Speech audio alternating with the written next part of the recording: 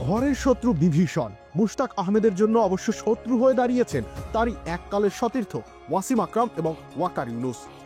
সমালোচনা করতে গিয়ে তাকে ব্যক্তিগত আক্রমণ করে বসেছেন তারা দুজন। সেই ঘটনা এবার গড়িয়েছে আইনের দুয়ার পর্যন্ত। অবিশ্বাস্য শোনালো সত্য, মুশতাক আহমেদ নিজেই আইনের আশ্রয় নিতে যাচ্ছেন। তিনি জানিয়েছেন এই দুই কিংবদন্তি পেসারের বিরুদ্ধে মানহানির মামলা করবেন। ওয়াসিমের কাছ থেকে ক্ষতিপূরণ হিসেবে 15 কোটি রুপি এবং ওয়াকারের কাছ থেকে 20 কোটি রুপি চাইবেন। ইউটিউব চ্যানেলে প্রকাশিত একটি ভিডিও বার্তায় এসব সরাসরি বলেছেন সাবেক এই স্পিনার। গত কয়েক বছর ধরেই পাকিস্তানের ক্রিকেটাররা নিয়মিত সময় দেন ক্রিকেটীয় অনুষ্ঠানে। সেখানে বিভিন্ন ইস্যুতে মতামত দেয়া থেকে শুরু করে আলোচনা সমালোচনা চলে পুরো দমে। এমনি একটি অনুষ্ঠানে মুশতাককে খোঁচা দিয়ে বসেছিলেন তারা। মুশতাকের কোচিংয়ের সমালোচনা করতে গিয়ে একটু বেশি আক্রমণাত্মক হয়ে গিয়েছিলেন দুজনে। আবার তার শারীরিক উচ্চতা নিয়েও মজা করেছেন, সেটাই বিপদে ফেলে দিল তাদের। শীঘ্রই হয়তো আদালতের মুখোমুখি হতে হবে।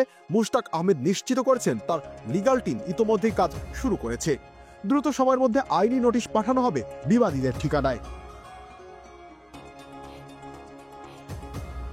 ওয়াকার ইউনুস অবশ্য বিপদ বুঝতে পেরে ক্ষমা চেয়েছেন সতীর্থের কাছে। তার দাবি, তাকে জেলে পাঠালেও 20 কোটি রুপি দেয়া সম্ভব নয়। এই পরিমাণ অর্থ তার কখনোই ছিল না।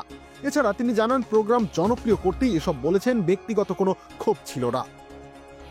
যদি ওয়াসিম আকরাম হাঁটছেন ভিন্ন পথে, তিনি স্পষ্ট জানিয়ে দিয়েছেন আইনি উপায়ে মুশতাকের বিরুদ্ধে লড়বেন তিনি। এখন দেখার বিষয় কোথাকার জল কোথায় গড়ায়।